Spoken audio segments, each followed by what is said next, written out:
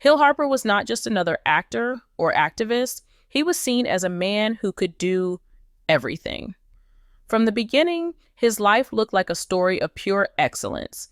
He was born in Iowa City, where his father worked as a psychiatrist and his mother became one of the first Black women anesthesiologists in the United States. With such parents, people expected him to live an ordinary, successful life. But Harper was different. He started acting at the age of 7, and at the same time, he pushed himself into education. You won't believe he did not stop at 1 or 2 degrees. He went to Brown University, graduated with top honors, then studied law at Harvard, and also earned a master's degree in public administration.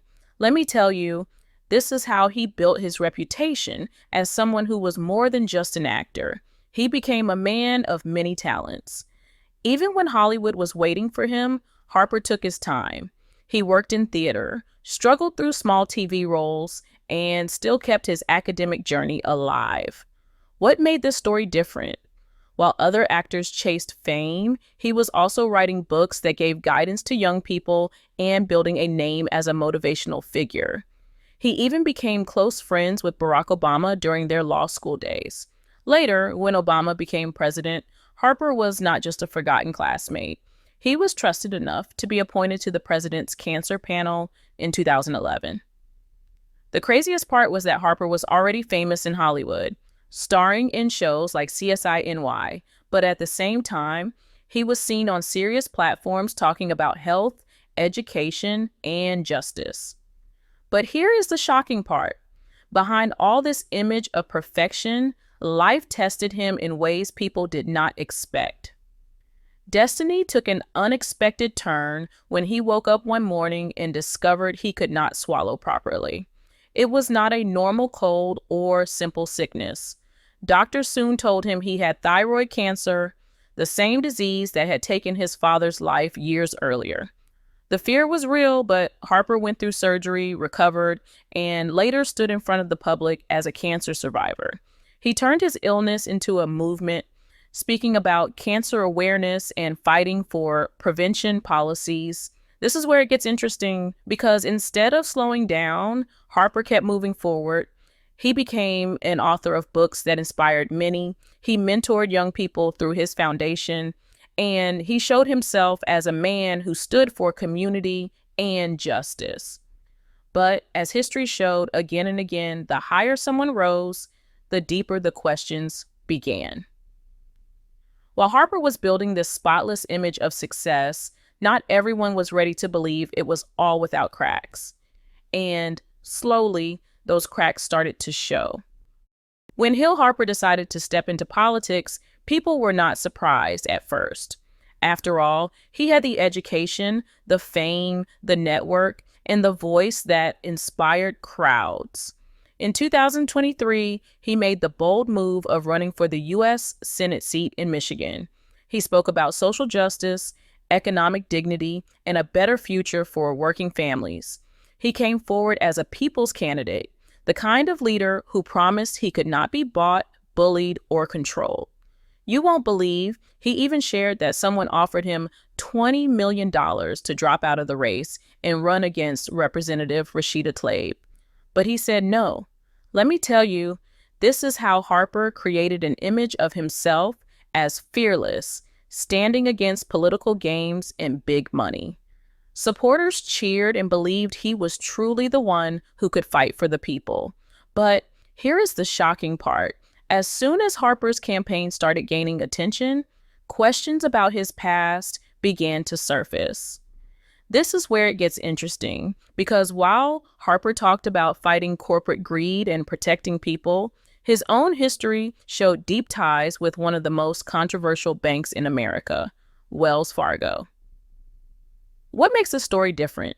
It was not just a casual link. Around 2010, right after the financial crisis, Harper had appeared at multiple Wells Fargo events.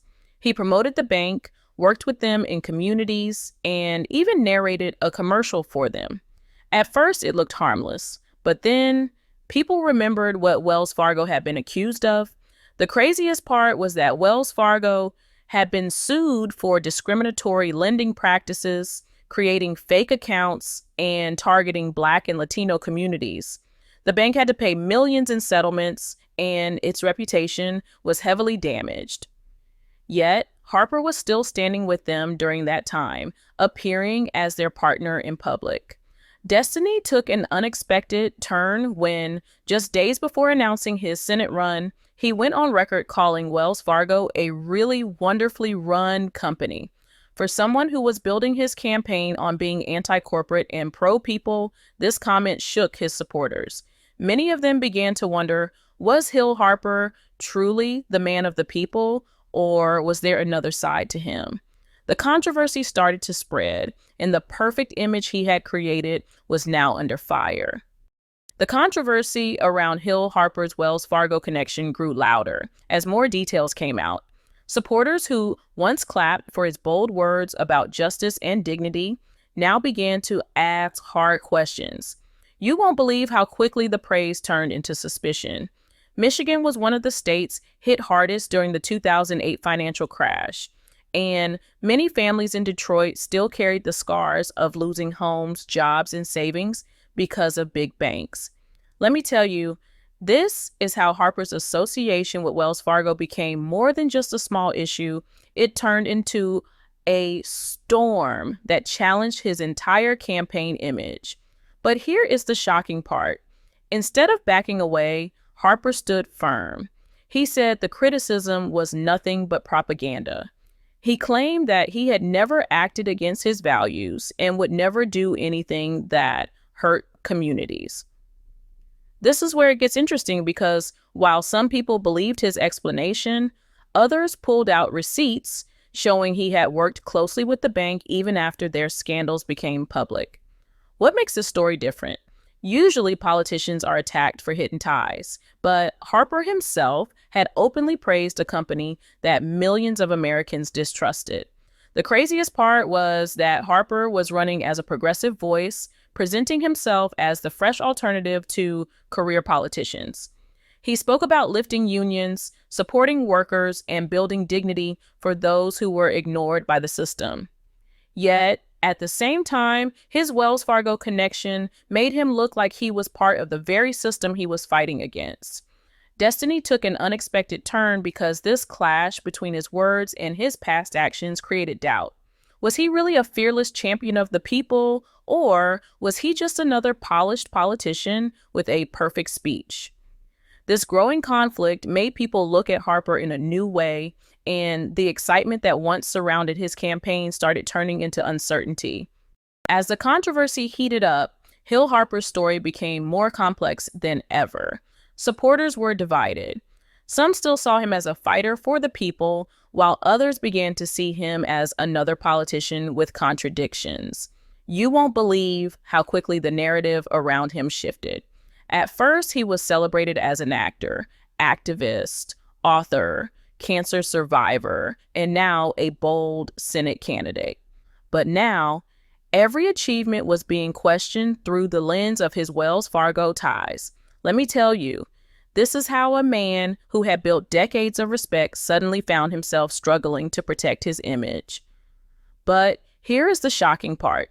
Even in the middle of this storm, Harper kept pushing forward. He reminded people of his years of mentoring young people, his Manifest Your Destiny Foundation, his cancer awareness campaigns, and even his role as a single father after adopting his son. This is where it gets interesting because while many politicians would have stepped back or stayed silent, Harper doubled down on his message of justice and dignity.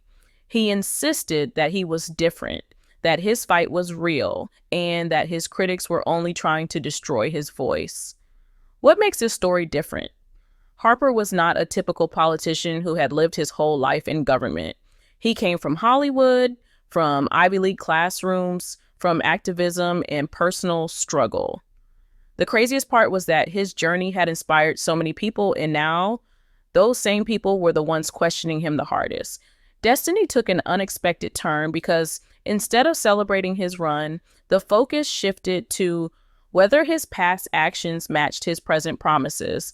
And So the big question remained, was Hill Harper truly the people's champion, a man willing to sacrifice everything for justice, or was he just another polished speaker with secrets in his past? The answer was unclear, and that uncertainty kept everyone watching, waiting to see what Harper would do next.